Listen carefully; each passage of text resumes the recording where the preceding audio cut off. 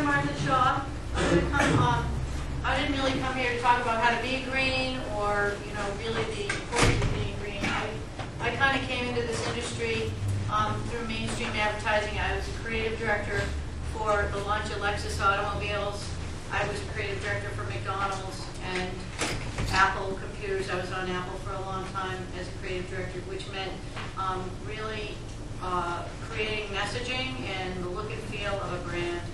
And if there's any way that I can help, you get a better feeling on how to really strengthen your brand out there in the many different media avenues, I'm really, I would feel great about. I know small businesses have very little access sometimes to these big branding sessions, so I'm going to talk a little bit about that. I'm going to skip this first slide. This first slide I did for Bainbridge University, where I teach sometimes to define what the green economy is. I have this slide up here because when I started my company, Earth Advertising, I just decided, I'm like any other ad agency, except I just decided to filter my clients.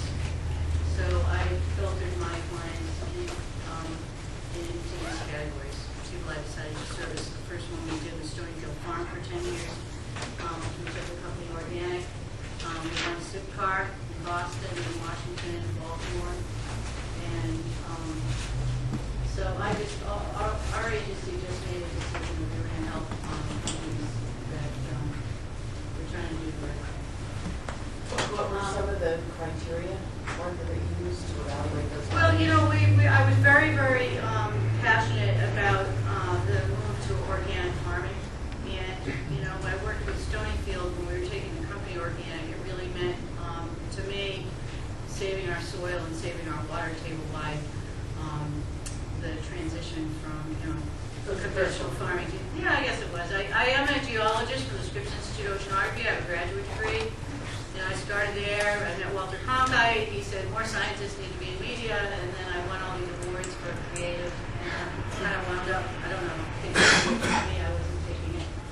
So I think people have already talked a little bit about this, and so I'm going to move on. But you definitely, what I would suggest to everybody, if you could take something away, that it's such a boring discipline to sit down your whole company and really make a list of who exactly you're talking to, because you usually don't have the budget to talk to people that aren't going to be, low-hanging fruit to your product. So it's a terrible, boring exercise. I work with a lot of entrepreneurs who just don't even want to do that. They have this ideas in their head. But to sit down and really write down a one-page creative brief on your product and have everybody buy into it is really important. Because you're going to want to know who you're talking to, which is going to help you define your media plan. What's the one most important thing for them to know? Icestone, the one most important thing that they want people to know is that it's beautiful, really. Why should they believe you? You have some supporting facts. What do you want them to do? You see a lot of advertising when people don't, you just have the advertising on the website and you don't really know, they never tell you what they want you to do. Call them, go to the website, try it, for instance, when we do food, we want them to sample the product. What's your biggest obstacle? And, is there one product benefit that's pretty much one product benefit that we remember. I don't think I'm going to talk about who the green customer is because I think you were upstairs listening to Ken and Tree Hugger. I can tell you one thing about green consumers is they may be green. The most compelling reason why somebody goes one way in most categories is because of health. So you might have a cigarette smoker who's getting green dry cleaning. You might have there's such a mix and match, and there's so much research out there.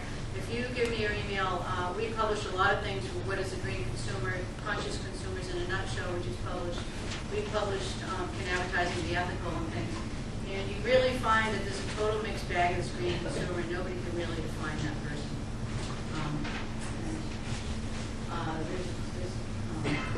One individual can decide he's going to buy organic food and give organic milk to their kids, but they could be, on the other hand, they may be, somebody, a chain smoker or an alcoholic or something. Who is not this? So you already talked about defining your audience. These are some tangible things you can do. Is really order of priority who you would like to reach with your marketing efforts. I do a lot of teaching, even with Gary Hirschberg of Stonyfield, and we oftentimes we're in a crowd this size, and we listen to case studies, and we find out that people, they don't really need marketing. They know the 100 vendors they want to reach, and at that point, just pick up the phone. You don't need a marketing budget. You need a brand and a logo, but so if you really know exactly who you're marketing to, you don't need a marketing campaign, because if it's a small crowd, you can just pick them up. Be very specific and detailed when you write this audience, when you define them. Create a workable database at the early stages of your company. Like, don't wait until you're like a $10 million company and start thinking about your database. It's another boring task that you really need to start with. And I would say the most important thing to do is, let's just say you're in the, the cleaning business. Who are the thought leaders and the gurus in the cleaning business? And you've got to reach those people, because the people that are the gurus and the thought leaders and the evangelists, they're going to spread the news about your product. And people also listen to them, which is my next slide. Who do they believe in? Usually they believe doctors, experts, friends, family, blogs, editorials, internet news, magazines, a lot of magazine reading, gurus, facts, professors, research, and scientists. Less likely to believe advertising and paid celebrity endorsements. It's kind of funny, because most conscious consumers really don't respond well to advertising. They just want to be PR. So these are some, just some things to keep in mind. You really develop a strong brand identity and one single message. You can go out and create brand ambassadors with all the people around you. It's free. You go to your church. You tell your kids to tell their teachers you have a few coffee points that you want to be repeated. You tell the FedEx guy. You tell the gardener. You tell the taxi driver. You can create this whole social networking scheme without much. Don't ad-lib, have talking points. Just give them to everybody that works with you, the people that answer the phone. Like, we have a messaging service. I made sure that my messaging service knows exactly what we do, and there's 5 points in case somebody asks me a question, and then if they get to the bottom of the points, they go back to the top. I don't really ask them that. Because you're really creating a people's campaign. And that's what I said, don't overlook your vendors, supply chain, family, friends, churches, organizations, teachers. The doorman in your building, everyone should know what you do. Make sure you're appearing to the editors in the newspaper. We constantly publish articles that are editorials, and then we gain the respect of the people at Adweek and the people in, the 300 people. And you really, your best friend are these editors, and if you get calls from editors, you're going to call back right away. Events, we really believe in coupons, we promoting trial, and then following up with loyalty incentives. Try to gain support of other businesses. You're going to send referrals to your business. And then there's all the green guides and things. And one of the biggest tricks that I've done with many of my clients is we create a contest. Give out awards. Create things that really engage people.